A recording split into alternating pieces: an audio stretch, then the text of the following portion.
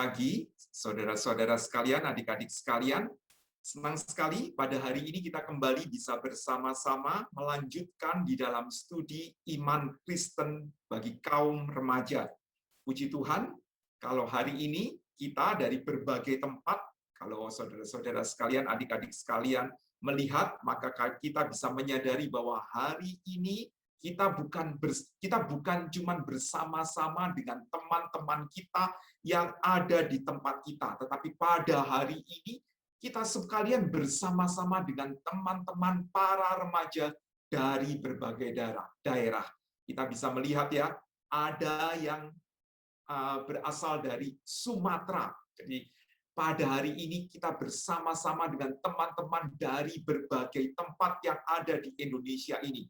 Ada yang dari Sumatera, ada yang dari Jawa, ada yang dari Kalimantan, Sulawesi, ada yang dari Bali, dari NTT, dari Nusa Tenggara Timur, bahkan kalau kita melihat dengan jeli, ada teman-teman yang berasal dari pulau yang paling selatan dari wilayah Indonesia, yaitu dari Pulau Rote. Mereka juga ikut bersama-sama dengan kita hari ini belajar kebenaran firman Tuhan.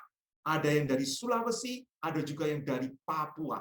Puji Tuhan, ada banyak anak-anak Tuhan yang menyadari bahwa di dalam waktu, di dalam kehidupannya adalah penting sekali bukan cuma untuk bersenang-senang, tetapi penting sekali untuk mempelajari firman Tuhan. Karena waktu-waktu mempelajari firman Tuhan tidak terulang di sepanjang kehidupan kita. Kita harus mempergunakan waktu kita sebaik-baiknya, dan salah satu bagaimana kita bisa mempergunakan waktu kita sebaik-baiknya adalah dengan kita mau mendengar, kita mau sungguh-sungguh mempelajari kebenaran firman Tuhan. Adik-adik sekalian, saudara-saudara sekalian, sebelum kita melanjutkan untuk kita masuk di dalam sesi yang ketiga ini, saya mengajak untuk kita kembali melipat tangan kita tundukkan kepala, kita berdoa terlebih dahulu. Kita memohon agar Tuhan memimpin seluruh sesi pada pagi hari ini. Mari kita tundukkan kepala, kita berdoa, kita memohon pimpinan Tuhan. Bapa yang bertahta di dalam kerajaan surga, kami bersyukur kepadamu bahwa pada pagi hari ini Engkau memberikan kesempatan kepada setiap kami untuk sekali lagi kami boleh mendengar firman Tuhan. Untuk sekali lagi kami boleh belajar akan kebenaran firman Tuhan. Kami memohon kiranya Tuhan sendiri yang boleh memimpinkan setiap kami dimanapun kami berada. Dalam kondisi apapun juga ketika kami mendengar firman Tuhan, pimpinlah kami. Arahkanlah hati kami, arahkanlah pikiran kami, sehingga kami boleh mengerti akan kebenaran firman Tuhan tersebut, dan pimpinlah kami untuk kami boleh melakukan kebenaran firman Tuhan itu di dalam kehidupan kami. Tolonglah juga hamba-Mu yang jauh dari sempurna, yang akan memberitakan firman Tuhan. Biarlah Tuhan saja yang boleh menguasai hatinya, menguasai mulut bibirnya, sehingga apa yang dikatakannya boleh benar-benar sesuai kehendak Tuhan. Terima kasih Tuhan, kami memohon kiranya Tuhan memimpin seluruh sesi pada hari ini. Terima kasih. Di dalam nama Tuhan Yesus Kristus, Tuhan dan Juru Selamat kami yang hidup, kami sudah berdoa. Amin. Adik-adik sekalian, saudara-saudara sekalian, hari ini kita masuk di dalam sesi yang ketiga. Kita pada sesi yang ketiga ini akan berbicara tentang pekerjaan Roh Kudus. Adik-adik, saudara-saudara sekalian, kita masih ingat ya, kemarin kita sudah belajar hal-hal yang penting. Pendeta Tommy kemarin mengungkapkan kepada kita berbagai macam hal yang penting. Kita tidak boleh melupakan akan poin-poin pokok-pokok pembicaraan yang kemarin sudah dibicarakan. Pada hari ini, saya akan mengulang sedikit sebelum kita masuk di dalam sesi yang ketiga. Karena apa? Karena pengertian apa yang kemarin dibagikan itu penting sekali untuk menjadi dasar di dalam pembicaraan kita pada hari ini. Apa sih yang kita perlu ingat? Antara lain, kemarin Pendeta Tommy mengatakan bahwa Roh Kudus itu adalah pribadi ketiga dari Allah Tritunggal. Jadi saudara-saudara sekalian, kita mengerti, kita mengetahui bahwa Alkitab itu menyatakan bahwa Allah adalah Allah yang esa. Allah yang esa itu dikatakan di dalam Alkitab bahwa Allah yang esa adalah Allah yang ada dalam tiga pribadi. Dia adalah Allah yang esa, tetapi sekaligus memiliki tiga pribadi, yaitu apa? Yaitu Allah Bapa, Allah Anak, dan Allah Roh Kudus. Jadi dengan kata lain, Allah Roh Kudus, jadi dengan kata lain, Roh Kudus itu adalah Allah. Roh Kudus itu ada dari kekekalan. Ya, adik-adik sekalian, saudara-saudara sekalian, Roh Kudus itu bukan baru muncul pada perjanjian baru. Tidak seperti itu. Tetapi Roh Kudus itu adalah Allah itu sendiri. Sehingga Roh Kudus itu adalah ada dari sejak kekekalan. Maka kita bisa melihat di dalam Alkitab dari sejak perjanjian lama menunjukkan bahwa Roh Kudus itu benar ada. Dan dengan demikian kita bisa melihat bahwa Roh Kudus itu adalah berpribadi. Roh Kudus itu memiliki kehendak. Roh Kudus itu memiliki perasaan. Ya, kemarin ada yang bertanya gitu kan, apakah Roh Kudus memiliki perasaan? Iya, Roh Kudus adalah pribadi. Roh Kudus itu bukan cuma sekedar kekuatan. Ada orang-orang di zaman ini yang salah yang mengatakan bahwa Roh Kudus itu cuma sekedar kekuatan. Itu adalah salah. Tidak, Roh Kudus itu adalah pribadi. Maka karena Roh Kudus itu adalah pribadi, Roh Kudus itu memiliki kehendak. Roh Kudus itu juga memiliki perasaan. Maka dikatakan, jangan mendukakan Roh Kudus. Roh Kudus memiliki perasaan. Roh Kudus memiliki kuasa. Dan pada sesi ini kita juga akan mempelajari bahwa Roh Kudus adalah juga pribadi yang bekerja. Jadi, adik-adik sekalian, saudara-saudara sekalian, kita pada pembahasan di sesi ketiga ini, pekerjaan-pekerjaan Roh Kudus, kita tidak boleh melupakan bahwa Roh Kudus itu adalah pribadi. Karena Roh Kudus itu adalah pribadi, maka Roh Kudus itu juga bekerja. Nah, adik-adik sekalian, maka pada hari ini kita akan membicarakan tentang pekerjaan dari Roh Kudus. Pekerjaan Roh Kudus itu seperti apa sih? Adik-adik, saudara-saudara sekalian, pekerjaan Roh Kudus itu begitu banyak, begitu besar sekali. Dan kalau kita membicarakan tentang pekerjaan Roh Kudus, maka waktu kita yang cuma sebentar ini tidak akan mampu menyelesaikan, tidak akan mampu untuk membahas keseluruhan dari pekerjaan Roh Kudus. Maka pada pagi hari ini, saya akan memilih beberapa dari pekerjaan Roh Kudus, 5 dari pekerjaan Roh Kudus, yang saya pikir itu sangat berkaitan, sangat berkorelasi dengan kita sekalian, dengan anak-anak remaja saat ini. Perlu kita mengerti, sangat urgen untuk kita mengerti, sehingga kita bisa tahu bagaimana Roh Kudus itu bekerja, dan bukan cuma sekedar tahu, kita juga bagaimana bisa mengerti pekerjaan Roh Kudus itu juga bisa melalui kehidupan setiap kita pribadi. Jadi, saudara-saudara sekalian, adik-adik sekalian, sekali lagi, pekerjaan Roh Kudus itu begitu besar, begitu hebat, begitu luar biasa, begitu banyak. Kita tidak mampu membicarakan keseluruhannya dengan waktu yang terbatas. Maka saya pada pagi hari ini akan membicarakan sebagian saja, 5 saja dari pekerjaan Roh Kudus. Nah, kita akan masuk di dalam satu persatu dari 5 pekerjaan Roh Kudus tersebut. Tetapi kembali lagi ya, saya ingatkan, pada pagi hari ini saya akan membahas itu ke pekerjaan-pekerjaan Roh Kudus itu kebanyakan dari perjanjian baru. Tetapi sekali lagi saya mau mengatakan bahwa pekerjaan Roh Kudus itu sudah ada dari sejak perjanjian lama. Kemarin Pendeta Tommy mengatakan, apakah Roh Kudus ada di dalam perjanjian lama? Apakah Roh Kudus bekerja di dalam perjanjian lama? Jawabannya iya, jelas. Roh Kudus bekerja dari sejak perjanjian lama.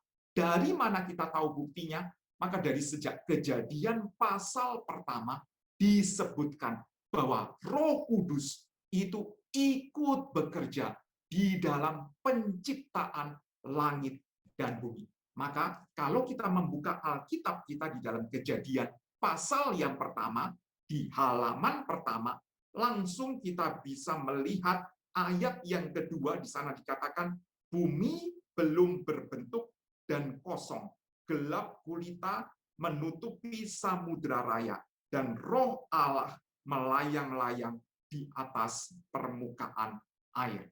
Maka kita bisa melihat di dalam penciptaan, Roh Kudus andil, ada bekerja di dalam penciptaan. Maka kita juga bisa melihat, bukan cuma di dalam Kejadian saja, maka kita bisa melihat bagaimana di dalam kitab-kitab di Perjanjian Lama Roh Kudus bekerja. Yosua diangkat menggantikan Musa. Yosua bisa melakukan pekerjaan-pekerjaan yang Tuhan inginkan untuk dia kerjakan. Karena apa? Karena Roh Allah itu, karena Roh Kudus itu memimpin dia. Di Perjanjian Lama, kita juga bisa melihat tokoh-tokoh yang hebat, raja-raja yang hebat, seperti Daud, bagaimana juga Salomo yang memiliki bijaksana yang begitu luar biasa. Siapa yang memimpin mereka? Jawabannya jelas sekali Alkitab menyatakan, yang memimpin mereka adalah Roh Kudus. Jadi anak-anak, adik-adik, saudara-saudara sekalian, kalau pada pagi hari ini, saya sebagian besar nanti akan memaparkan pekerjaan Roh Kudus dari Perjanjian Baru, maka pertama-tama saya ingin mengatakan kepada kita, jangan salah mengerti. Roh Kudus bukan cuma bekerja di dalam Perjanjian Baru saja, tidak, tapi dari sejak Perjanjian Lama. Ya, jadi saya harap kita jangan salah mengerti, kita bisa mengerti hal ini dengan tepat. Oke, maka pada pagi hari ini saya akan mengajak kita membaca dua bagian Alkitab. Yang pertama-tama, saya akan mengajak kita membaca dari Yohanes pasal yang ke-14 ayat yang ke-23 sampai 26. Adik-adik, saudara-saudara sekalian yang memiliki Alkitab, meskipun saya menampilkan ayat ini di dalam bagian ini, ya, di samping saya ini, tetapi saya mengajak kita sekalian yang punya Alkitab, yang ada Alkitab di depan kita, untuk kita membuka Alkitab kita. Karena lebih baik kita bisa membacanya langsung dari Alkitab kita. Kita bisa melihatnya, kita bisa membacanya, kita bisa menandainya, kita bisa mengingatnya. Yohanes 14 ayat yang ke-23 sampai ayat yang ke-26. Saya akan membacakannya untuk kita sekalian. Begini firman Tuhan. Jawab Yesus, jika seorang mengasihi aku, ia akan menuruti firman-Ku, dan Bapa-Ku akan mengasihi dia, dan kami akan datang kepadanya dan diam bersama-sama dengan dia. Barang siapa tidak mengasihi aku, ia tidak menuruti firman-Ku, dan firman yang kamu dengar itu bukanlah daripadaku, melainkan dari Bapa yang mengutus aku. Semuanya itu kukatakan kepadamu selagi aku berada bersama-sama dengan kamu. Tetapi penghibur, yaitu Roh Kudus yang akan diutus oleh Bapa dalam namaku, dialah yang akan mengajarkan segala sesuatu kepadamu dan akan mengingatkan kamu akan semua yang telah kukatakan kepadamu. Saya ulangi lagi ayat yang terakhir, tetapi penghibur, yaitu Roh Kudus yang akan diutus oleh Bapa dalam namaku, dialah yang akan mengajarkan segala sesuatu kepadamu dan akan mengingatkan kamu akan semua yang telah kukatakan kepadamu. Ini adalah bagian yang pertama. Bagian yang kedua, kita akan melihat dari Yohanes pasal yang ke-16. Yohanes pasal yang ke-16, kalau di Alkitab saya, kita cukup membaliknya satu halaman, Yohanes pasal yang ke-16, ayat yang ke-7 sampai dengan ayat yang ke-11. Yohanes pasal yang ke-16, ayat yang ke-7 sampai dengan ayat yang ke-11. Saya akan bacakan untuk kita sekalian. Demikian firman Tuhan. Namun benar yang kukatakan ini kepadamu adalah lebih berguna bagi kamu jika aku pergi. Ini Tuhan Yesus yang mengatakan ya. Sebab jikalau aku tidak pergi, penghibur itu tidak akan datang kepadamu. Tetapi jikalau aku pergi, aku akan mengutus dia kepadamu. Dan kalau ia datang, ia akan menginsafkan dunia akan dosa, kebenaran, dan penghakiman. Akan dosa karena mereka tetap tidak percaya kepadaku, akan kebenaran karena aku pergi kepada Bapa dan kamu tidak melihat aku lagi, akan penghakiman karena penguasa dunia ini telah dihukum. Adik-adik, saudara-saudara sekalian, bagian-bagian Alkitab ini memberikan kepada kita satu keterangan yang begitu jelas bagaimana Roh Kudus tersebut bekerja di dalam kehidupan, melalui kehidupan orang-orang percaya. Dan yang mengatakan bagian-bagian yang kita baca tadi adalah siapa? Adalah Tuhan Yesus sendiri. Tuhan Yesus sendiri menyatakan bagaimana pekerjaan Roh Kudus di dalam dan melalui kehidupan orang percaya. Maka, saudara-saudara sekalian, adik-adik sekalian, kita bisa melihat ada beberapa hal yang bisa kita rangkumkan dari bagian yang kita baca, dan nanti kita akan melihat beberapa bagian Alkitab lagi, maka kita bisa melihat, kita bisa merangkumkan beberapa pekerjaan Roh Kudus. Kita langsung masuk saja di dalam bagian yang pertama. Bagaimana pekerjaan Roh Kudus? Pekerjaan Roh Kudus itu adalah yang disebutkan di dalam Alkitab tadi adalah menginsafkan dunia akan dosa. Adik-adik sekalian, saudara-saudara sekalian, kita tahu bersama-sama bahwa dunia ini adalah dunia yang berdosa. Sejak kejadian pasal yang ketiga, dunia ini jatuh dalam dosa. Sejak peristiwa Adam dan Hawa ketika melanggar firman Tuhan, melanggar perintah Tuhan dengan memakan buah dari pohon pengetahuan yang baik dan jahat, maka dunia ini masuk di dalam satu kondisi, yaitu dunia yang berdosa. Maka di tengah-tengah dunia yang berdosa ini, manusia itu tidak bisa insaf akan dosa-dosanya. Manusia itu dikatakan oleh Alkitab dengan jelas sekali, secara eksplisit sekali, disebutkan bahwa segala kecenderungan hatinya membuahkan kejahatan semata-mata. Dan saudara-saudara sekalian, ini bukan suatu hal yang sekedar teori yang diungkapkan oleh Alkitab. Tidak. Tetapi kita bisa melihat di dalam kehidupan kita bagaimana hal ini benar-benar terjadi di dalam kehidupan kita. Kita bisa melihat ya, orang-orang yang berbuat dosa, ketika dia ditegur akan dosanya, orang tersebut bukan malah berterima kasih, tetapi orang tersebut bisa jadi menjadi marah-marah karena kita memberitahukan akan dosanya tersebut. Saudara-saudara sekalian, adik-adik sekalian, saya kasih satu gambar gitu ya. Kalau kita sangat familiar, bagaimana kita sangat terbiasa, bagaimana kita sekolah, maka kita tentu mengalami, nggak tahu ya, mungkin ada yang mengalami, ada yang tidak mengalami, tapi saya yakin di dalam kehidupan sekolah, mungkin sebagian besar di antara kita akan mengalaminya, yaitu bagaimana kita bisa menemukan anak-anak yang mencontek, gitu ya. Atau mungkin beberapa di antara kita pernah mencontek, gitu ya. Bagaimana ketika seseorang itu diperingatkan kalau dia itu melakukan perbuatan yang salah. Misalkan kita punya teman, dan teman kita itu mencontek, gitu ya. Punya teman, temannya mencontek. Kemudian kita katakan kepada dia, jangan mencontek. Kamu itu harusnya belajar baik-baik. Jangan mencontek. Kalau kamu mencontek itu rugi sendiri. Kamu nggak ngerti pelajarannya, kamu sudah mengikuti pelajaran, mengikuti sekolah, tetapi kamu nggak ngerti pelajarannya. Kamu cuma bisa mencontek. Jangan mencontek, kamu belajar. Jangan mencontek. Apa yang dia katakan? Maka teman yang kita tegur seperti ini, dia bisa mengatakan, kamu orang yang sok suci. Kamu ngerti apa sih? Sudahlah, kamu jangan sok suci.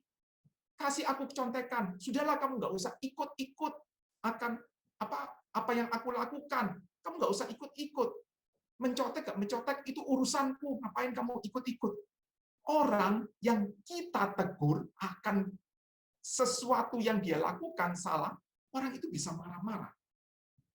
Kok bisa demikian ya? Kok bisa orang kita tegur akan kesalahannya? Kok bisa orang itu marah-marah? Jawabannya iya.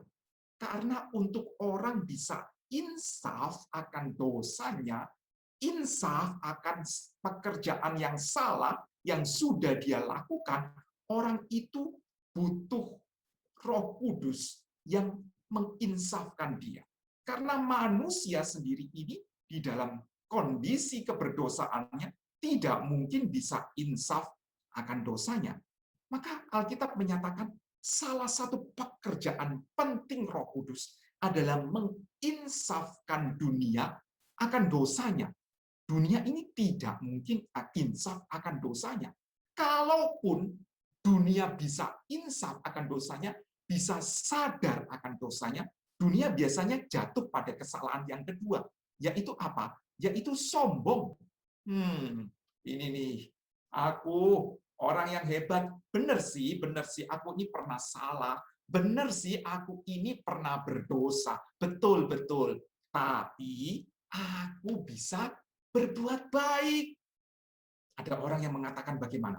Ada orang yang mengatakan, perbuatan dosaku sama perbuatan baikku itu masih banyak perbuatan baikku. Sehingga aku ini boleh masuk surga.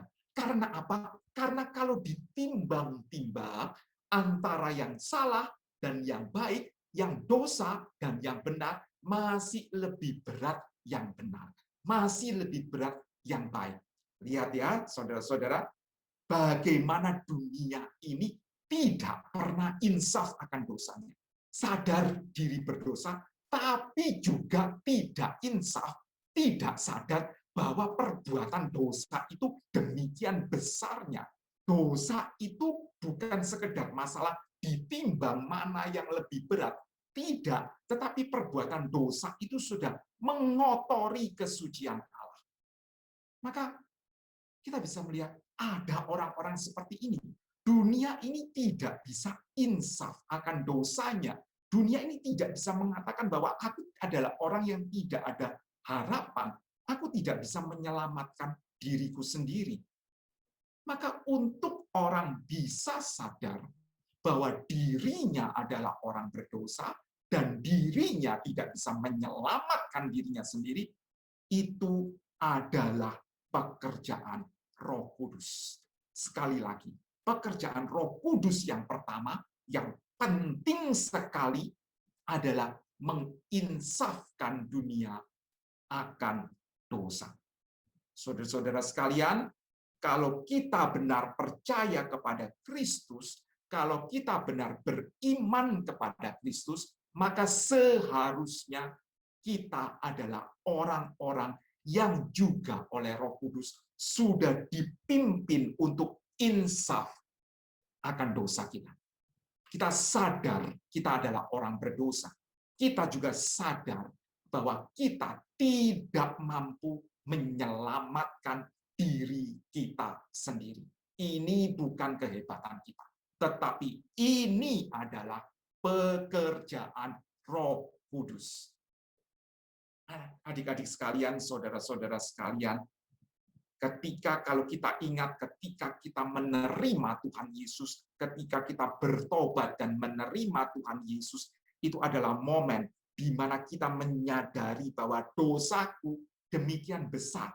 Meskipun aku ini lahir dari orang tua yang Kristen, lahir dari keturunan orang-orang Kristen, tetapi aku adalah orang berdosa. Aku tidak mampu menyelamatkan diriku sendiri. Aku butuh pertolongan. Aku butuh darah Kristus itu untuk menyelamatkan aku. Maka momen itu adalah momen di mana Roh Kudus menyadarkan kita, menginsafkan kita akan dosa. Itu adalah pekerjaan Roh Kudus. Adik-adik sekalian, saudara-saudara sekalian, maka kita tahu bersama, kita bisa insaf akan dosa kita karena pekerjaan siapa? Karena pekerjaan Roh Kudus. Sadar diri berdosa dan butuh penebusan Kristus. Itu adalah pekerjaan Roh Kudus. Saudara-saudara sekalian, adik-adik sekalian, menginsafkan dunia akan dosa bukan cuma sekedar berfungsi untuk diri kita, tetapi ingat, Roh Kudus itu tinggal dalam setiap orang percaya. Ketika orang itu beriman kepada Kristus, ketika orang itu percaya kepada Kristus, maka Roh Kudus itu tinggal dalam hati orang tersebut. Sehingga Roh Kudus itu dalam menginsafkan dunia akan dosa, bukan cuma berperan ketika kita sadar akan dosa kita, tetapi berikutnya juga berperan untuk menjadikan kita alat untuk menyadarkan orang lain akan dosanya. Jadi Roh Kudus itu tinggal di dalam hati kita, bekerja, dan pekerjaannya adalah apa? Melalui kita, untuk kita menjadi saksi memberitakan Injil Kristus. Saudara-saudara sekalian, sampai sini kita harusnya sadar. Poin pertama ini, ketika Roh Kudus, pekerjaan Roh Kudus yang pertama ini menginsafkan dunia akan dosa, itu bukan cuma sekedar, nah, saya sudah dapat pekerjaan Roh Kudus. Saya sudah sudah disadarkan akan dosa saya. Saya sudah diinsafkan akan dosa saya. Bukan berhenti sampai di situ. Ingat ya, bukan berhenti sampai di situ. Tetapi hal yang penting adalah bagaimana kita menjadi saksi memberitakan Injil Kristus. Adik-adik sekalian, kalau kita melihat di dalam Alkitab, maka kita bisa melihat bagaimana Roh Kudus itu memimpin orang-orang yang memberitakan Injil. Bukan pada zaman ini saja, tetapi sejak zaman dulu kita sudah melihat bagaimana Alkitab menyatakan akan hal itu. Misalkan, kalau kita membuka di dalam Kisah Para Rasul pasal yang ke-13. Kisah Para Rasul pasal yang ke-13. Kita bisa melihat di sana bagaimana Roh Kudus itu memimpin para pemberita-pemberita Injil. Kisah Para Rasul pasal yang ke-13. Coba buka Alkitabnya. Kisah Para Rasul pasal yang ke-13. Mulai ayat yang kedua saya baca ya. Pada suatu hari ketika mereka beribadah kepada Tuhan dan berpuasa, berkatalah Roh Kudus, khususkanlah Barnabas dan Saulus bagiku untuk tugas yang telah kutentukan bagi mereka. Kita lihat siapa yang memilih, siapa yang memilih orang-orang yang memberitakan Injil. Jawabannya jelas, Roh Kudus. Ayat yang kedua. Kemudian ayat yang keempat. Oleh karena disuruh Roh Kudus, Barnabas dan Saulus berangkat ke Seleukia, dan dari situ mereka berlayar ke Siprus. Kita lihat siapa yang mengutus orang-orang tersebut untuk memberitakan Injil Tuhan. Jawabannya adalah Roh Kudus. Ayat yang ke-9. Tetapi Saulus juga disebut Paulus yang penuh dengan Roh Kudus menatap dia dan berkata, "Hai anak iblis, engkau penuh dengan rupa-rupa tipu muslihat dan kejahatan. Engkau musuh segala kebenaran. Tidakkah engkau akan berhenti membelokkan jalan Tuhan yang lurus itu?" Maka kita bisa melihat Roh Kudus juga memberi kuasa kepada pekabar-pekabar Injil itu untuk mengabarkan Injil Tuhan. Maka kita bisa melihat ya, bagaimana Roh Kudus itu memimpin orang percaya, bukan cuma sekedar supaya kita percaya menjadi anak-anak Tuhan, tidak, tetapi supaya kita supaya kita memberitakan Injil Tuhan. Nggak berhenti sampai di situ. Saya ajak kita sekali lagi, masih di dalam pasal 13 dari Kisah Para Rasul. Kita buka satu halaman di belakang, maka kita melihat di dalam ayat yang ke-52, ayat yang terakhir dari pasal yang ke-13. Di situ dikatakan, dan murid-murid di Antiokhia penuh dengan sukacita dan dengan Roh Kudus. Adik-adik, saudara-saudara sekalian, kalau kita baca pasal 13 ini, maka kita sadar, mereka penuh sukacita karena apa? karena mereka itu mendapatkan banyak berkat, enggak. Mereka enggak mendapatkan banyak berkat yang hebat-hebat seperti itu, enggak. Tetapi apa yang terjadi kepada mereka? Mereka dianiaya. Mereka dianiaya. Mereka mengalami banyak kesukaran. Tetapi ketika mereka mendapatkan kesukaran, siapa yang menguatkan mereka? Yang menguatkan mereka adalah Roh Kudus. Jadi adik-adik, saudara-saudara sekalian, kita bukan cuma sekedar merasa diri hebat karena sudah diinsafkan akan dosa kita. Tidak, tetapi kita harus sadar bahwa Roh Kudus itu bekerja melalui kita. Sekali lagi, Roh Kudus itu bekerja melalui setiap orang percaya. Supaya apa? Supaya orang percaya memberitakan Injil Tuhan, menjadi saksi Tuhan itu, memberitakan Injil kemanapun juga Tuhan memerintahkan kita untuk pergi memberitakan Injil. Jangan khawatir bahwa Tuhan yang akan memimpin kita ketika kita memberitakan Injil, dan Tuhan yang juga akan, Roh Kudus itu yang akan memberikan sukacita di dalam hati kita meskipun kesulitan-kesulitan itu datang kepada kita. Maka kita bisa melihat ya, bagian pertama ini sungguh indah. Kita yang orang berdosa bisa diinsafkan akan dosa kita. Karena apa? Pekerjaan Roh Kudus. Bahkan kita ini loh, manusia yang lemah, manusia yang penuh keterbatasan, boleh dijadikan saksi Tuhan untuk menyaksikan pekerjaan Tuhan yang begitu luar biasa itu. Apakah karena kita hebat? Tidak. Tidak. Karena apa? Karena pekerjaan Roh Kudus. Maka kita boleh menjadi saksinya. Berita kita bukan berita ecek-ecek, bukan berita kaleng-kaleng, tapi berita kita adalah berita Injil. Adik-adik, saudara-saudara sekalian, kalau misalkan kita ini menjadi utusan dari presiden, kita bangga, betul ya? Misalkan teman-teman yang ada di sini itu ada salah satu, misalkan siapa? Misalkan teman-teman dari GKII Efesus. Wah, Bapak melihat ada yang mencatat ya di sana, misalkan ada kemudian siapa? Natasha ya. Kalian misalkan dipanggil kemudian dijadikan utusan dari Presiden Jokowi. Bangga enggak? Bangga. Kita datang kepada rakyat Indonesia, kemudian kita katakan, saya ini utusan dari Bapak Presiden. Saya ini datang kepada kalian untuk menyampaikan apa yang Bapak Presiden ini ingin sampaikan kepada kalian. Bangga nggak? Bangga sekali. Nah, adik-adik, saudara-saudara sekalian, pada poin pertama ini kita disadarkan. Kita bukan sekedar menjadi utusan dari manusia. Enggak loh.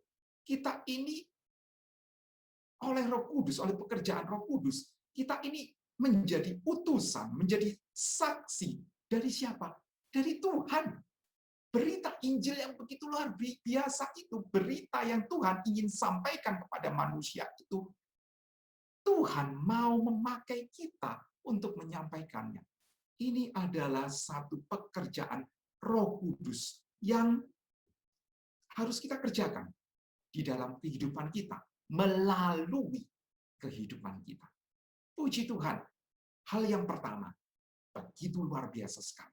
Kita harus sadar, kita harus sungguh-sungguh mau mengerjakannya. Yang kedua, apa sih pekerjaan Roh Kudus yang kedua? Maka pekerjaan Roh Kudus yang kedua adalah bagaimana memimpin kita, memimpin setiap orang percaya untuk rindu memahami, rindu untuk bisa taat firman Tuhan. Tadi kita sudah membaca di dalam Yohanes pasal 14 ayat 26. Di sana dikatakan, tetapi penghibur, yaitu Roh Kudus, yang akan diutus oleh Bapa dalam namaku, dialah, Roh Kudus itulah yang akan mengajarkan segala sesuatu kepadamu. Segala sesuatunya apa? Disebutkan. Dan akan mengingatkan kamu akan semua yang telah kukatakan kepadamu. Kemarin Pendeta Tommy mengatakan berulang-ulang salah satu pekerjaan Roh Kudus yang penting di dalam kehidupan orang percaya adalah memiliki satu kerinduan belajar firman Tuhan dengan sungguh-sungguh. Kemarin ada pertanyaan juga, Pak, kalau kejadian seperti ini itu benar dari Roh Kudus atau enggak? Pak Tommy mengatakan, hati-hati. Kita harus kembali melihat dari Alkitab. Benar enggak? Menyelidiki dari Alkitab. Benar enggak itu adalah pekerjaan Roh Kudus? Maka adik-adik sekalian, saudara-saudara sekalian, pekerjaan Roh Kudus yang kedua yang juga begitu penting, kita perlu menyadari bahwa Roh Kudus itu membuat kita rindu untuk memahami, untuk taat kepada firman Tuhan. Maka di sini adalah satu pembedaan yang besar sekali ya. Roh Kudus itu tidak sekedar membuat kita melakukan segala macam hal sesuai kehendak kita. Tidak. Tetapi Roh Kudus itu memimpin kita untuk memahami firman Tuhan. Memahami apa? Bagaimana kita tahu firman Tuhan? Jawabannya Alkitab. Alkitab adalah firman Tuhan yang bukan secara kebetulan Tuhan berikan kepada kita yang bisa kita baca sampai hari ini. Jadi bagaimana kita rindu memahami, bagaimana kita rindu belajar firman Tuhan, paham dengan benar, paham dengan tepat apa yang dikatakan firman Tuhan, dan bukan cuma itu saja, bagaimana kita juga taat dengan apa yang dikatakan oleh firman Tuhan. Adik-adik, saudara-saudara sekalian, pada beberapa waktu ini juga mungkin dari sejak awal-awal gereja kita bisa menemukan ada orang-orang yang mengatakan ini adalah pekerjaan Roh Kudus, itu adalah pekerjaan Roh Kudus, tetapi apa yang dilakukannya, apa yang dikatakan pekerjaan Roh Kudus tersebut tidak sesuai dengan firman Tuhan, maka itu tidak benar. Tidak benar, itu bukan pekerjaan Roh Kudus. Ya, jadi kita perlu melihatnya, kita perlu menyelidikinya, apakah itu sesuai dengan firman Tuhan. Apa yang Roh Kudus kerjakan tidak mungkin bertentangan dengan apa yang firman Tuhan sudah katakan, apa yang firman Tuhan sudah tuliskan. Tidak mungkin bertentangan. Ya, jadi kalau kita melihat satu fenomena, kemudian kita melihat apakah fenomena itu benar pekerjaan Roh Kudus atau tidak, maka jawabannya lihatlah dari firman Tuhan. Salah satu hal yang penting yang perlu kita patut ngerti bersama-sama adalah bahwa Roh Kudus itu memimpin kehidupan orang percaya. Roh Kudus tidak pernah merasuk. Ya, ini beda sekali. Iblis itu merasuk, tapi Roh Kudus itu memimpin. Di sepanjang Alkitab tidak ada Roh Kudus itu merasuki seseorang, nggak pernah. Mungkin beberapa di antara kita bertanya, apa bedanya ya? Apa bedanya merasuk dengan memimpin? Beda. Saudara-saudara, adik-adik sekalian, ketika seorang dirasuk, maka orang itu kehilangan kesadarannya. Orang itu kehilangan kendali terhadap dirinya. Maka orang itu dirasuk. Maka saudara-saudara mungkin kalau saudara-saudara melihat di televisi beberapa tahun yang lalu itu sempat marak bagaimana televisi itu menunjukkan orang yang kerasukan kemudian disembuhkan dan sebagainya. Maka kita bisa melihat ya orang-orang yang dirasuk itu kehilangan kesadaran akan dirinya. Orang itu tidak mempunyai kendali kepada dirinya. Dia bisa melakukan berbagai macam hal yang di luar daripada kendali dirinya. Ya, kemarin ada yang tanya dan Pak Tommy sudah jawab, kalau misalkan ada orang yang misalkan terjengkang, kemudian ya dia seorang perempuan, kemudian sampai roknya tersingkap dan sebagainya, dia tidak memiliki kendali pada dirinya, itu jelas bukan pekerjaan Roh Kudus. Jelas. Siapa yang merasuk? Tidak ada yang lain. Yang merasuk cuma iblis. Ya, kalau seseorang itu dikatakan dipenuhi Roh Kudus, kemudian apa yang dia lakukan itu fenomenanya adalah kerasukan, pasti itu bukan pekerjaan Roh Kudus. Pekerjaan Roh Kudus itu memimpin orang tersebut untuk bisa taat kepada firman Tuhan. Ya, kemarin juga sudah disinggung tentang salah satu fenomena yang pernah ada, salah satu orang yang pernah mengatakan salah satu gerakan yang pernah mengatakan bagaimana adanya tertawa kudus. Saya punya teman yang waktu dulu pernah ikut di dalam gerakan Toronto Blessing. Ya, tertawa kudus. Teman saya itu mengatakan, teman saya itu mengatakan bahwa waktu itu dia tidak mengerti akan hal-hal tersebut. Maka ketika ada pendeta mengatakan kepada dia, kalau orang itu dipenuhi Roh Kudus, orang itu akan tertawa, gitu ya. Maka siapa yang ingin tertawa kudus maju ke depan? Teman saya ikut maju ke depan, kemudian pendetanya tumpang tangan, kemudian teman saya itu ketawa-tawa. Dan dia mengatakan, waktu dia ketawa, dia pengen berhenti ketawa. Dia tapi tidak bisa berhenti ketawa. Lihat ya, ini jelas bukan pekerjaan Roh Kudus. Teman saya itu mengatakan, aku ini sudah capek, perutku sudah capek. Ya, orang ketawa pasti capek. Kemarin katakan, rahangnya capek. Iya, perutnya juga capek. Teman saya katakan, perutku sudah capek, pengen berhenti ketawa. Tidak bisa berhenti ketawa. Apakah ini pekerjaan Roh Kudus? Bukan. Pasti bukan. Karena Roh Kudus itu Alkitab, sepanjang Alkitab menunjukkan orang yang dipenuhi Roh Kudus, dia akan dipimpin oleh Roh Kudus, bukan dirasuk.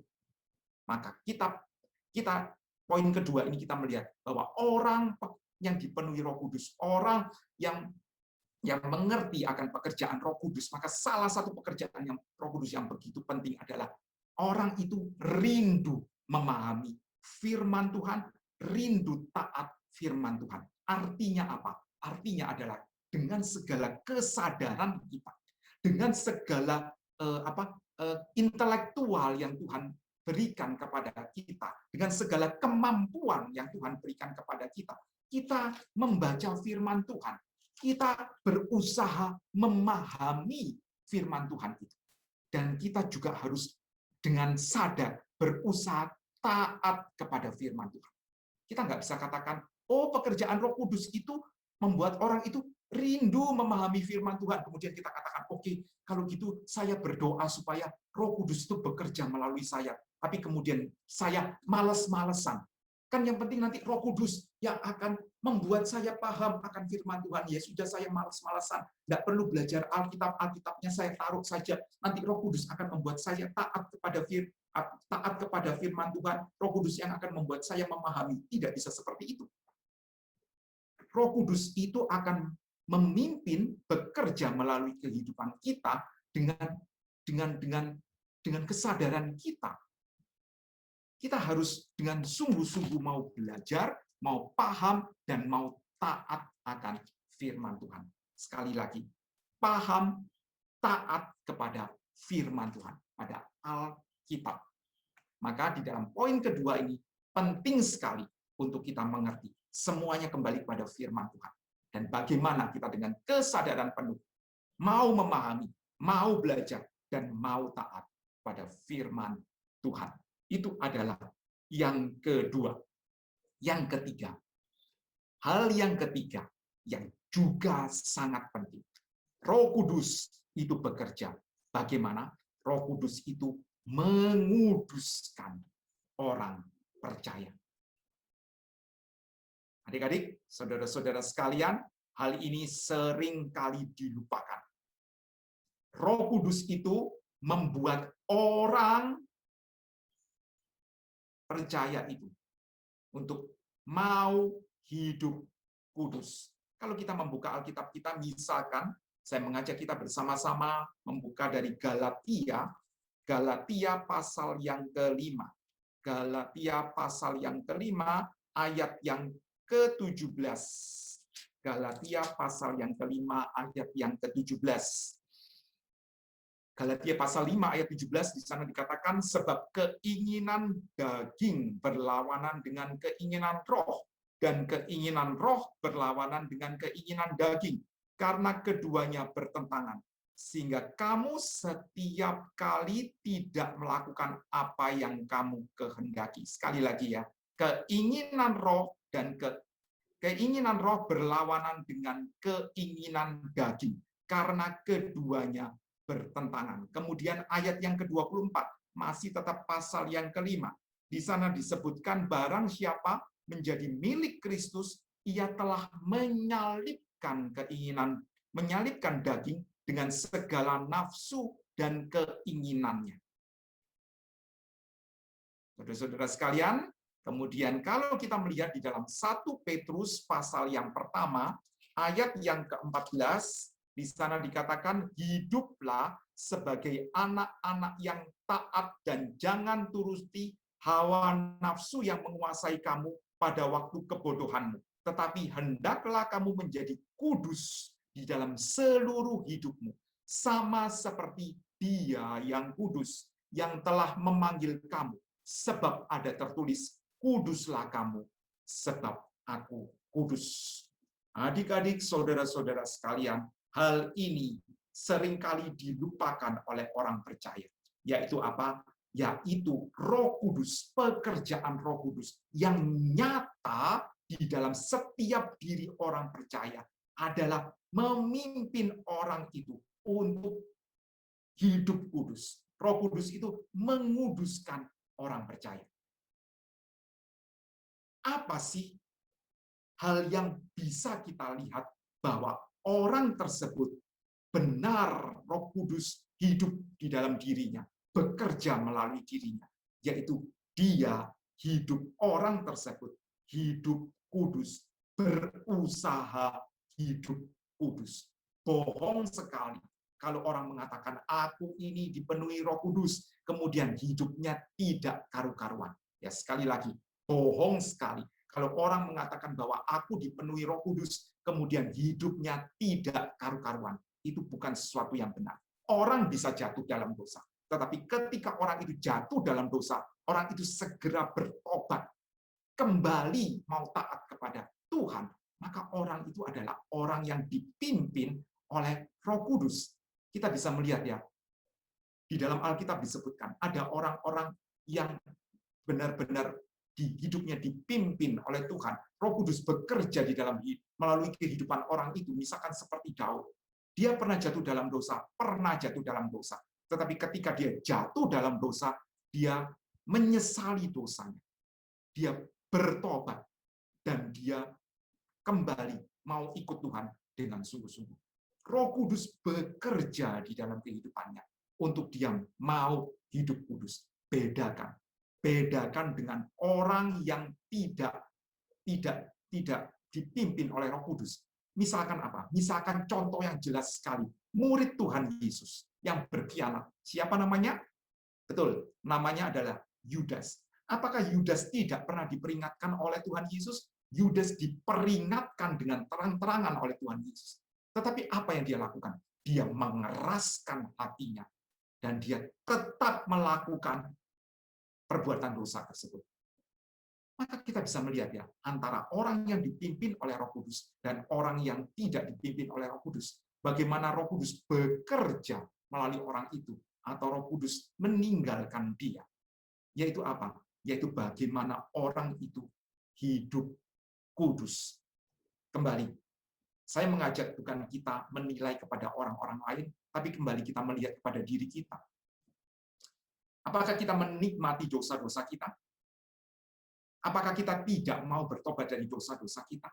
Ingat, bagaimana Roh Kudus itu bekerja, yaitu salah satu fenomena yang begitu jelas, bagaimana kita mau bertobat, hidup kudus, hidup bagi kemuliaan nama Tuhan. Di sini nggak ditanyakan tentang berapa lama kamu jadi orang Kristen, tidak. Di sini tidak ditanyakan tentang berapa, bahkan nggak ditanyakan tentang berapa baik kamu kepada orang lain, enggak. Di sini nggak sekedar ditanyakan berapa banyak pemberianmu kepada orang lain, enggak. Tapi ditanya tentang apakah kamu hidup kudus, apakah kamu hidup kudus. Mungkin orang lain nggak tahu, tapi Tuhan tahu, kamu tahu bagaimana kehidupanmu. Apakah kamu hidup kudus? Roh Kudus akan memimpin kita, bekerja di dalam diri kita. Untuk apa? Untuk kita boleh hidup kudus. Ingat, jika kamu ada dosa, segera bertobat. Hidup kudus di hadapan Tuhan. Karena ini adalah pekerjaan Roh Kudus. Bagian yang keempat, waktu saya sudah tinggal sedikit, dengan cepat saja. Bagian yang keempat, ya, tentu kita tahu Roh Kudus akan memimpin kita untuk menghasilkan buah roh. Jadi pekerjaan Roh Kudus itu akan membuat kita mampu menghasilkan buah roh. Dari mana kita bisa melihat ayatnya? Dari Galatia pasal yang kelima. Kita kembali kepada bagian yang tadi sudah kita buka. Galatia pasal yang kelima. Tadi kita sudah membaca ayat mulai dari ayat yang ke-16. Maka pada poin ini kita akan membaca ayat yang ke-22. Galatia pasal yang kelima ayat yang ke-22. Di sana dikatakan, tetapi buah roh ialah kasih, sukacita, damai sejahtera, kesabaran, kemurahan, kebaikan, kesetiaan, kelemah lembutan, penguasaan diri. Tidak ada hukum yang menentang hal-hal itu. Buah roh ialah kasih, sukacita, damai sejahtera, kesabaran, kemurahan, kebaikan, kesetiaan, kelemah lembutan, penguasaan diri. Maka kita bisa melihat ya, ada berapa? Coba dihitung. Ada berapa? Ada 9. Dan meskipun ada 9, Alkitab menyebutkan ini bukan buah roh. Lihat ya, ini tidak menggunakan bentuk jamak. Tidak menggunakan bentuk jamak, buah roh. Tidak, tetapi ini menggunakan bentuk singular. Bentuk apa? Tunggal. Buah roh. Jadi apa? Jadi ketika Roh Kudus itu hidup di dalam diri seorang, Roh Kudus itu akan bekerja. Dan pekerjaan Roh Kudus itu jelas. Dengan apa? Dengan dihasilkannya buah roh. Bukan buah-buah roh. Buah roh. Dan orang biasanya mengatakan, buah roh ini punya 9 rasa. Rasanya ialah apa? Kasih, sukacita, damai sejahtera, kesabaran, kemurahan, kebaikan, kesetiaan, kelemah lembutan, penguasaan diri. Artinya apa sih? Kok saya bolak-balik mengatakan ini bukan bentuk jamak, ini adalah bentuk tunggal. Artinya kita nggak bisa mengatakan, oh kalau kasih saya mau, sukacita saya mau, damai sejahtera saya mau, tapi kesabaran, ya saya ini orangnya pemarah ya, nggak bisa sabar. Ya jadi saya pilih aja ya, saya pilih kasih, sukacita, damai sejahtera. Tapi kesabaran nggak mau. Kemurahan saya juga mungkin nggak mau, saya agak pelit sih orangnya. Kebaikan ya karena nggak murah saya nggak baik. Gitu. Setia bolehlah, lemah lembut boleh, penguasaan diri boleh. Jadi dari 9 saya pilih 7, kan nggak apa-apa kan Pak? Nggak apa-apa kan? 9 pilih 7 itu kan masih sebagian besar saya pilih. Boleh kan Pak? Jawabannya enggak. Ini bukan dikatakan buah roh. Tidak. Bentuknya adalah tunggal. Buah roh. Maka Roh Kudus yang berdiam di dalam hati orang, dia akan bekerja untuk apa? Untuk orang itu dapat menghasilkan buah roh. Dan sekali lagi, bukan artinya kita bisa enak-enakan, kemudian nanti Roh Kudus merasuk. Enggak, Roh Kudus enggak pernah merasuk. Ingat ya, maka kita juga harus bekerja secara sungguh-sungguh. Untuk apa? Untuk buah roh ini tampak di dalam kehidupan kita. Ingat, kita nggak bekerja sendirian. Karena apa? Karena Roh Kudus yang akan memimpin kita untuk mampu melakukan hal ini. Kita harus sungguh-sungguh, tetapi kita nggak sendirian. Roh Kudus yang akan memimpin kita. Roh Kudus yang akan menguatkan kita. Sehingga apa? Sehingga kita bisa menghasilkan buah roh ini. Kalau kita sadar, saya ini bukan orang yang sabar. Saya ini orang yang gampang marah. Bagaimana caranya? Berdoa, minta pimpinan dari Roh Kudus. Supaya apa? Supaya saya diberikan kesabaran. Kalau saya ini orangnya pelit, nggak suka memberi, maka kita berdoa supaya Roh Kudus memimpin kita untuk kita boleh menjadi orang yang murah hati. Saudara-saudara sekalian, ini mudah? Mungkin nggak mudah. Mungkin nggak mudah. Mungkin buat beberapa orang, yaitu ya, ada yang mudah. Kasih mungkin mudah, sukacita mungkin mudah. Tetapi ada bagian-bagian yang sulit. Tugas kita untuk apa? Tugas kita adalah bekerja dengan sungguh-sungguh, dengan tekun, meminta pimpinan Roh Kudus untuk kesembilan rasa dari buah roh ini boleh terjadi di dalam kehidupan kita. Di dalam bagian ini, Paulus menuliskan dengan jelas di dalam Galatia bahwa orang yang menjadi milik Kristus itu sudah menyalibkan keinginan dagingnya. Tadi kita lihat ya, bagaimana kita juga harus menyalibkan keinginan daging kita untuk apa? Untuk dapat menghasilkan buah roh ini.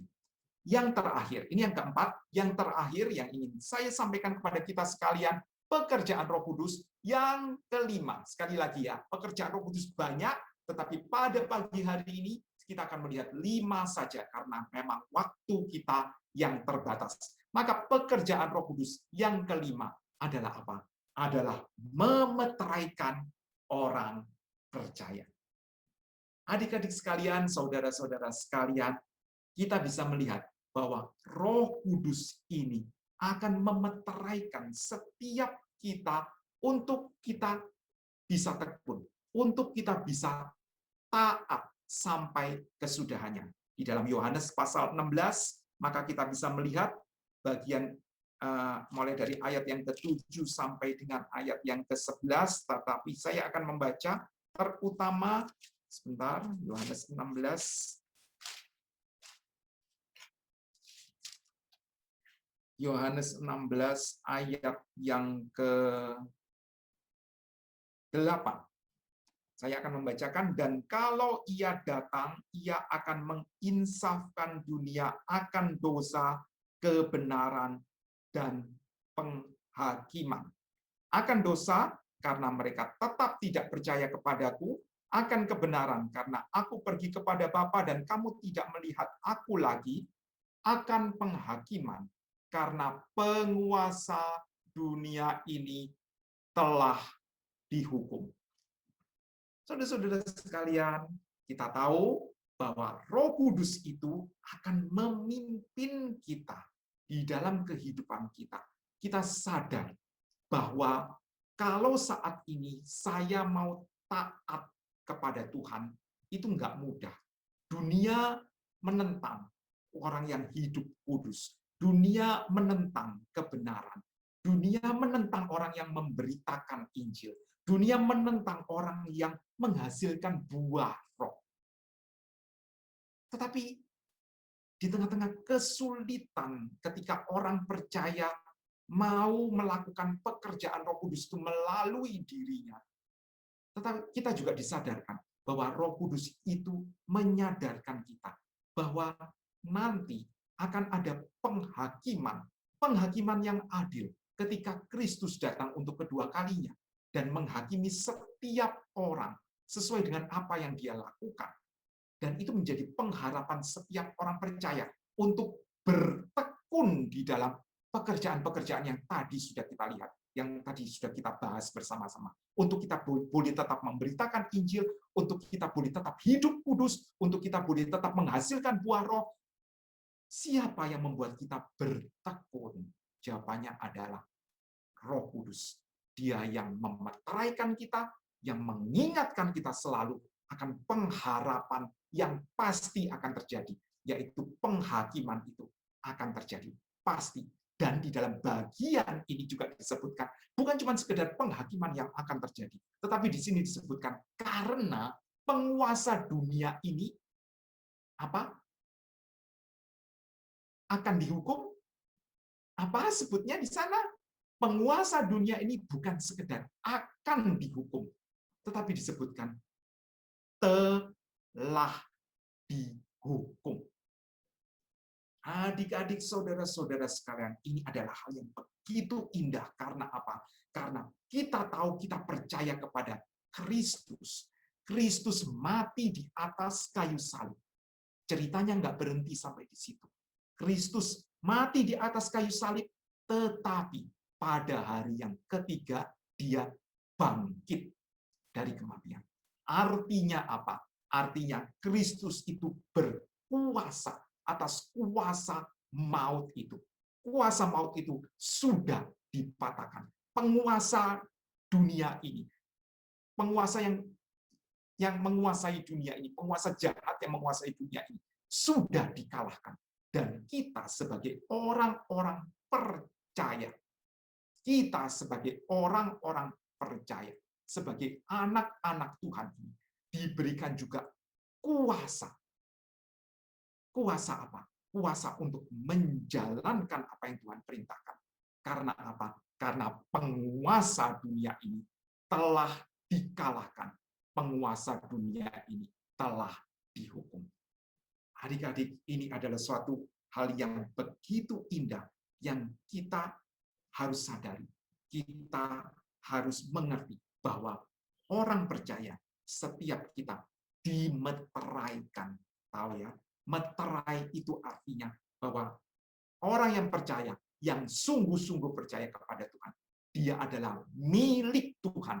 Tidak ada satupun penguasa, tidak ada satupun kuasa yang akan merebut kita dari Tuhan. Dan yang memeteraikan hal ini adalah siapa? Roh Kudus yang tinggal di dalam hati kita. Dia bekerja, dia memeteraikan kita untuk kita tekun bekerja, untuk kita yakin, untuk kita beriman kepada Tuhan kita. Maka kita bisa melihat Roh Kudus begitu indahnya bekerja di dalam diri setiap orang percaya. Kesulitan mungkin datang, mungkin, tetapi Roh Kudus mengingatkan kita bahwa Tuhan itu pasti datang. Tuhan sudah mengalahkan penguasa kerajaan dunia ini, sehingga kita harus dan mampu bekerja untuk mempermuliakan nama Tuhan. Adik-adik, saudara-saudara sekalian, hari ini kita mempelajari 5 dari sekian banyak pekerjaan Roh Kudus. Dan saya berpikir bahwa hal-hal ini, 5 hal ini menjadi hal yang begitu penting untuk kita mengerti sebagai anak-anak muda. Supaya apa? Supaya kita boleh hidup sungguh-sungguh. Pekerjaan Roh Kudus bukan cuma sekedar teori di kepala. Tidak. Pekerjaan Roh Kudus itu nyata, harus dinyatakan di dalam kehidupan kita. Saya ingin mengulang secara cepat sekali. Yang pertama, menginsafkan dunia akan dosa. Itu artinya bukan cuma sekedar untukku saja, tetapi bagaimana aku bisa memberitakan Injil. Orang yang dipenuhi Roh Kudus, maka pekerjaan Roh Kudus nyata di dalam dirinya melalui apa? Melalui pemberitaan Injil yang dia lakukan kepada orang-orang yang dia temui. Yang kedua, bagaimana orang itu rindu memahami firman Tuhan, rindu taat kepada firman Tuhan. Orang yang dipenuhi Roh Kudus bekerja melalui orang itu, maka orang itu akan taat kepada firman Tuhan, rindu belajar firman Tuhan. Yang ketiga, orang yang dipenuhi Roh Kudus, orang yang mau Roh Kudus bekerja di dalam dirinya, yaitu orang itu sendiri harus berusaha hidup kudus. Kalau dia jatuh dalam dosa, segera bertobat. Mau hidup kudus. Yang keempat, bagaimana kita menghasilkan buah roh. Bukan buah-buah roh, tapi buah roh. Maka ke-9 buah roh itu, ke-9 rasa dari buah roh itu, harus kita tekun mengerjakannya di sepanjang kehidupan kita. Yang terakhir, yang kelima, bagaimana Roh Kudus itu juga bekerja di dalam kehidupan kita, yaitu apa? Memeteraikan, sehingga kita tidak ragu lagi. Kita boleh sungguh-sungguh bekerja di dalam kebenaran, di dalam tuntunan Roh Kudus, karena kita tahu bahwa kita ini adalah orang percaya dan tidak ada satupun kuasa yang mampu merebut kita. Kiranya kelima hal ini boleh menjadi berkat buat kita, menjadi satu hal yang benar-benar kita mengerti di dalam kehidupan kita dan kita jalankan di sepanjang kehidupan kita. Mari kita masuk di dalam doa. Bapa, kami bersyukur bahwa Engkau boleh memimpin kami, memimpin setiap orang percaya dengan Roh Kudus-Mu. Terima kasih Tuhan, ketika kami mengatakan Allah beserta kami, itu bukan sekedar perkataan yang kosong, tetapi kami hari ini mengerti bahwa Allah itu memang benar-benar beserta kami. Karena Roh Kudus itu Tuhan curahkan kepada setiap orang percaya, memimpin setiap orang percaya, dan bekerja melalui kehidupan setiap orang percaya. Pimpinlah kami sebagai anak-anak Tuhan untuk boleh sungguh-sungguh hidup dalam pimpinan Roh Kudus. Biarlah pekerjaan Roh Kudus yang kami pelajari pada pagi hari ini bukan sekedar menjadi pengetahuan di dalam otak kami, tetapi benar-benar boleh kami kerjakan di sepanjang kehidupan kami. Terima kasih Tuhan atas anugerah-Mu yang besar itu. Dan pimpinlah kami di sepanjang kehidupan kami. Terima kasih. Di dalam nama Tuhan Yesus Kristus, kami sudah berdoa. Amin.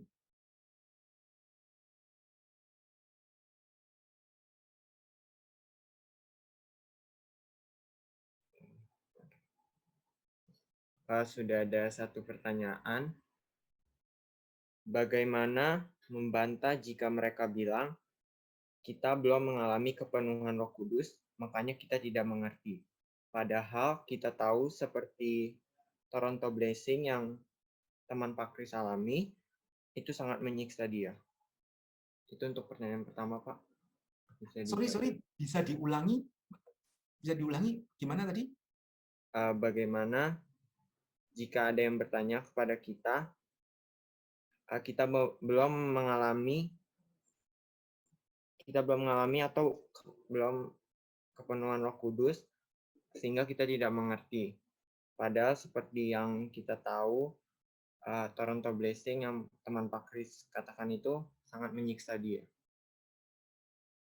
Iya, terima kasih. Pertanyaan yang bagus sekali. Dan ini memang sering kali dikatakan oleh orang-orang yang mengalami fenomena-fenomena seperti itu.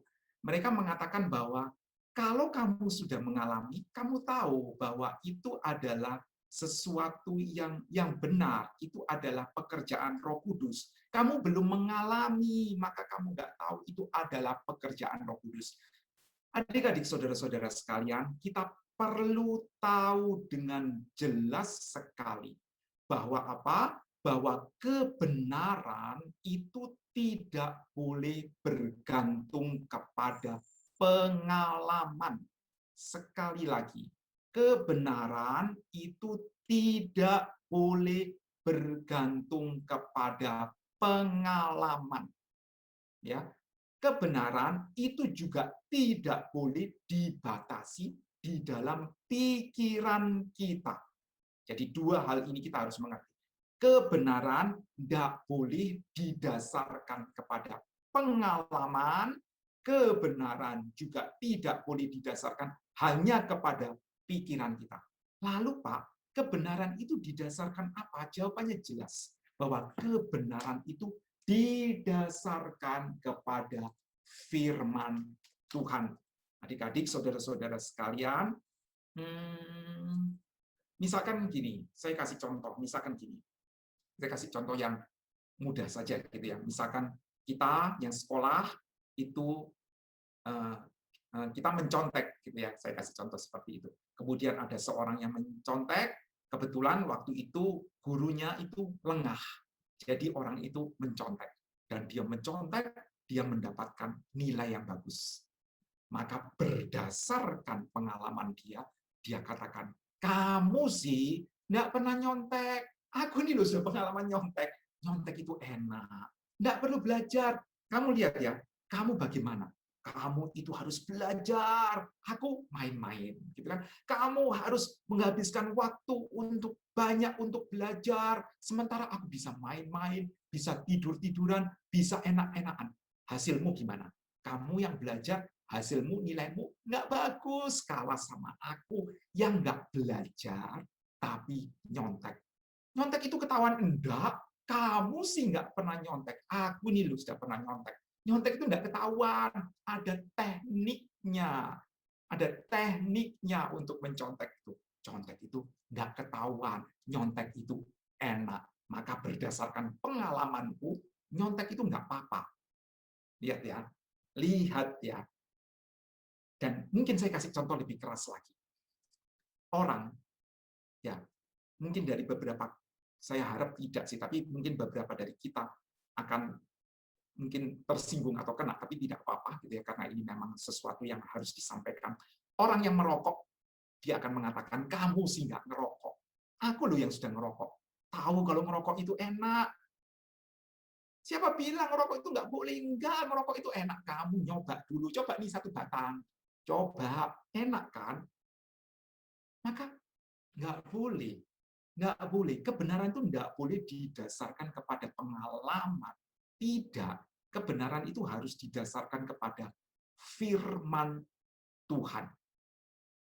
Gitu ya. Ini sesuatu yang harus jelas sekali, yang harus kita mengerti bersama-sama, sehingga perasaanku, pendapatku itu bisa salah, bisa salah. Kita harus rendah hati. Tadi yang pertama ya, pekerjaan Roh Kudus itu adalah apa? Menginsafkan dunia akan dosa. Orang yang dipenuhi Roh Kudus yang bekerja melalui orang itu akan sadar. Iya ya, yang aku rasa benar, yang aku pikir benar, itu nggak benar ternyata. Karena apa? Karena Roh Kudus membuat aku mengerti bahwa hal itu tidak benar.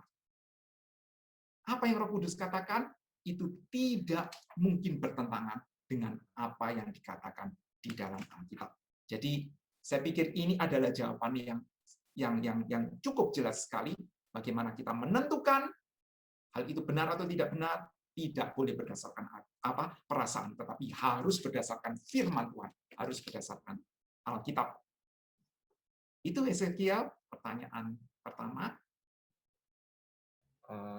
Untuk selanjutnya ada pertanyaan dari Kak Yunibau. Bagaimana kalau ada orang yang sudah pelayanan bertahun-tahun, tapi dia tidak mempunyai kesabaran? Apakah orang itu, ini pertanyaannya agak kepotong ya. Mungkin Kak Yuni bisa open mic.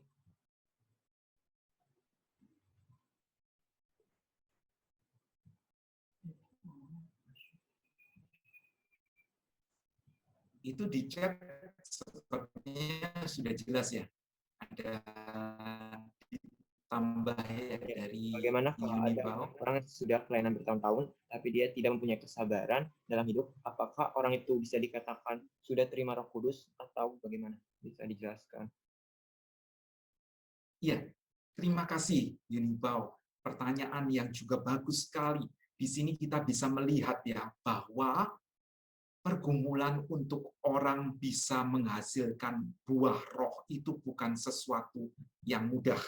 Bagaimana kalau orang sudah pelayanan bertahun-tahun tetapi ya yang di dalam pertanyaan itu tidak punya kesabaran atau kekurangan dari 9 rasa dari buah roh tersebut. Nah, begini saudara-saudara, adik-adik sekalian, kita perlu menyadari bahwa tadi yang saya katakan, Roh Kudus itu bukan merasuk seseorang, tetapi Roh Kudus itu memimpin orang tersebut. Maka tugas kita sebagai teman, gitu ya, sebagai saudara, saudara seiman, adalah kita membantu orang-orang tersebut yang mungkin kesulitan di dalam satu bidang, di dalam satu rasa dari buah roh itu, untuk dia bisa memenuhinya. Saya dalam hal ini saya akan mengambil sikap kita tidak boleh menghakimi orang tersebut. Apakah orang tersebut sudah dipenuhi Roh Kudus atau sudah ada Roh Kudus di dalam hidupnya? Kita tidak bisa menghakimi karena tiap orang mempunyai satu pergumulannya masing-masing, satu kesulitannya masing-masing. Jadi gini, maksud saya seperti apa? Jadi misalkan seorang itu ketika orang itu dulu sebelum dia percaya kepada Tuhan Yesus, dia adalah orang yang begitu ganas, orang yang begitu suka marah-marah, sedikit kesenggol aja bacok gitu ya, senggol bacok gitu. Sedikit kesenggol aja udah marah, sudah cepat sekali naik pitam, atau mungkin kita kasih istilah saat ini sumbu pendek gitu. Sedikit ada apa, mudah sekali marah-marah. Latar belakangnya seperti itu. Maka setelah dia terima Roh Kudus, setelah dia terima Kristus, maka Roh Kudus itu akan bekerja di dalam dirinya. Maka dia akan dimampukan untuk terus-menerus mengikis hal-hal yang buruk yang biasa dia kerjakan di dalam kehidupan sebelum dia percaya kepada Tuhan. Maka kita nggak bisa menyamakan satu orang dengan orang yang lain. Kita nggak bisa menyamakan. Maka kita harus melihat bagaimana progres dari orang tersebut. Orang tersebut yang mengerti. Orang itu Tuhan yang akan mengerti. Sampai sejauh mana dia dengan sungguh-sungguh bekerja untuk pulih mengikis hal-hal yang buruk yang biasa dia lakukan pada zaman dahulu. Saudara-saudara sekalian, kita perlu mengingat bahwa kita pun bukan orang yang sempurna. Di dalam 9 buah roh itu, 9 rasa buah roh tersebut, kita pun bukan orang yang sempurna. Kita pun orang yang harus banyak terus belajar, harus banyak terus berdoa memohon pimpinan Tuhan. Karena kita pun bukan orang yang sempurna melakukan ke-9 rasa dari buah roh itu. Maka kita tidak boleh menghakimi, oh orang itu tidak layak, orang ini tidak layak. Kita nggak boleh menghakimi seperti itu. Tetapi kita harus menolong dia, dan kita juga harus berusaha diri kita sendiri supaya kita bisa dengan sungguh-sungguh mengerjakan 9 rasa dari buah roh itu. Pertanyaannya adalah, berapa lama sih kita bergumul untuk bisa melakukan hal tersebut? Jawabannya, seumur hidup kita. Jadi kita perlu sadar akan hal itu. Tetapi di sisi lain, kita juga harus sadar bahwa kita nggak boleh enak-enak. Kita mengatakan, oh gitu kan ya, gitu ya. Jadi kan kita nggak dirasuk.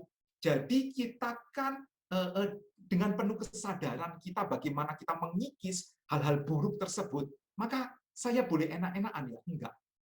Kita tetap harus sungguh-sungguh mengerjakan bagaimana buah roh itu boleh terjadi di dalam kehidupan kita. Kita harus mengerjakannya dengan sungguh-sungguh. Siapa yang tahu? Jawabannya yang tahu saya, yang tahu Tuhan. Bagaimana saya berusaha mengerjakan dengan sungguh-sungguh. Maka di sini kita bisa melihat ya, 2 hal di dalam menjawab pertanyaan ini. Yang pertama, kita jangan menghakimi orang, tetapi kita menolong orang. Kita juga sadar bahwa diri kita pun perlu ditolong. Kita bukan orang yang sempurna. Yang kedua, kita juga harus dengan sungguh-sungguh, nggak boleh enak-enakan, mengerjakan 9 buah roh tersebut.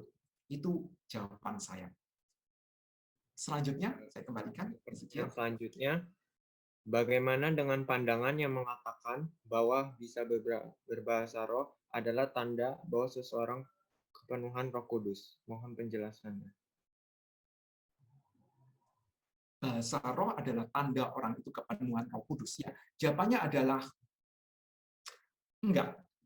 Orang kepenuhan Roh Kudus jelas sekali di dalam Alkitab, tandanya bukan bahasa roh. Bahkan kalau kita melihat di dalam 1 Korintus, itu jelas sekali ya, pasal 12, pasal 13, Paulus dengan jelas sekali mengatakan bahwa bahasa roh itu pun bagaimana hal itu harus diterapkan di dalam gereja. Dan hal ini tidak terjadi pada gereja di zaman ini. Bagaimana orang semua berbahasa roh, tidak ada yang mengartikan, dan sebagainya, dan sebagainya. Itu bukan satu hal yang bukan suatu hal yang benar menurut Alkitab. Kembali lagi, bagaimana kita mengerti hal itu benar atau tidak benar adalah sesuai dengan Alkitab atau tidak sesuai dengan Alkitab.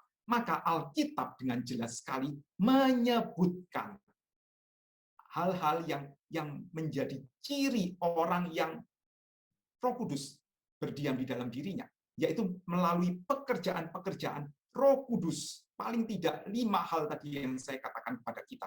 Orang mengatakan dipenuhi Roh Kudus, berbahasa roh, tapi hidupnya tidak kudus. Buat apa? Percuma saja. Ya, jelas sekali bahwa Roh Kudus itu bekerja menguduskan orang percaya. Saudara-saudara sekalian, ada orang yang mengatakan saya dipenuhi oleh Roh Kudus. Saya mendapatkan suara dari Roh Kudus. Suara dari Roh Kudusnya apa? Yaitu bahwa saya harus menceraikan istri saya. Ini pernah terjadi. Apakah ini benar dipenuhi Roh Kudus? Tidak. Karena jelas sekali dia mempunyai satu kehidupan yang tidak sesuai, tidak berkenan di hadapan Tuhan. Jadi tidak ada cerita orang dipenuhi Roh Kudus berbahasa roh kemudian dia tidak hidup kudus. Nggak bisa seperti itu. Hidup bagaimana orang itu dipenuhi Roh Kudus jelas sekali disebutkan oleh Alkitab. Dia harus hidup kudus dan jelas sekali di dalam Galatia. Dia harus menghasilkan buah roh. Itu adalah tanda yang jelas sekali disebutkan di dalam Alkitab. Bukan fenomena seperti bahasa roh. Itu Ezekiel. Ada berikutnya. Terima kasih, Pak. Ini ada yang raise hand dari GMIT Evata. Apa mungkin ada yang kurang jelas atau bagaimana? Ya, dipersilakan Gemit Evata, raise hand. Mungkin bisa open mic. Halo, Pak. Halo. Ya. Ya, silakan. Di sini ada pertanyaan, Pak. Apa saya ketik saja, Pak, biar jelas? Boleh diketik. Boleh Baik, diketik. Pak. Silakan ya. Mungkin sambil menunggu Ezekiel, mungkin ada pertanyaan lain. Untuk pertanyaan selanjutnya, ada yang bertanya, apa yang membuat teman Pak Kristanto tertawa terus-menerus itu mendapatkan kuasa dari mana, Pak? Oh, yang cerita saya tadi ya. Iya. Teman saya itu katanya ya memang dia ditumpangi tangan, kemudian dia tertawa terus-menerus. Pertanyaannya tadi, tertawa terus-menerus itu mendapatkan kuasa. Izin bertanya dari mana pendeta yang membuat teman Pak Kristanto tertawa? Oh, pendeta itu mendapatkan kuasa dari mana?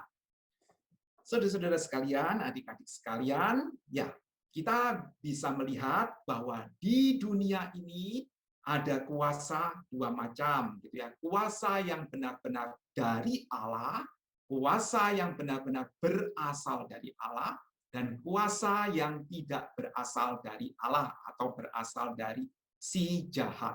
Apakah kuasa si jahat itu bisa diterapkan oleh orang-orang tertentu? Jawabannya bisa sekali. Maka kita perlu hati-hati sekali membedakan mana yang adalah kuasa dari Roh Kudus, mana yang kuasa dari si jahat. Maka kita bisa melihat itu bedanya yang tadi saya sebutkan, bahwa Alkitab itu tidak pernah mengatakan bahwa Roh Kudus itu merasuk ke dalam diri seseorang. Roh Kudus itu selalu memimpin orang tersebut.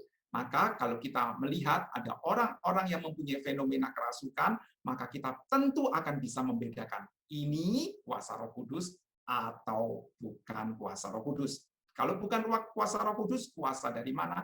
Jawabannya jelas sekali. Itu kuasa dari si jahat. Ya, seperti itu. Jadi meskipun pendeta, meskipun katanya pendeta atau penginjil atau apapun juga, kalau dia melakukan hal-hal yang tidak sesuai dengan firman Tuhan, maka kita tidak boleh mengikutinya. Bukan karena kita merasa diri kita lebih hebat, tidak. Tetapi kita melakukan tindakan tersebut karena apa? Karena kita berdasar kebenaran firman Tuhan. Kembali ya, jelas patokannya firman Tuhan. Bukan mimpi, bukan perasaan, bukan cuman apa yang aku anggap benar, tidak, tetapi patokannya adalah firman Tuhan. Itu saya pikir semuanya itu kita harus clear. Kalau kita cuma mengatakan, loh itu kan pendeta, kan katanya pendeta, loh itu kan perasaanku, maka kita akan kacau sekali. Satu orang punya perasaan beda dengan orang lain. Pendeta satu punya pendapat beda dengan pendeta lain. Mana yang kita ikuti? Jawabannya yang kita ikuti adalah yang sesuai firman Tuhan. Kembali ya, Roh Kudus akan memimpin kita untuk mau belajar, mau taat kepada firman Tuhan. Itu jawabannya, Hezekia.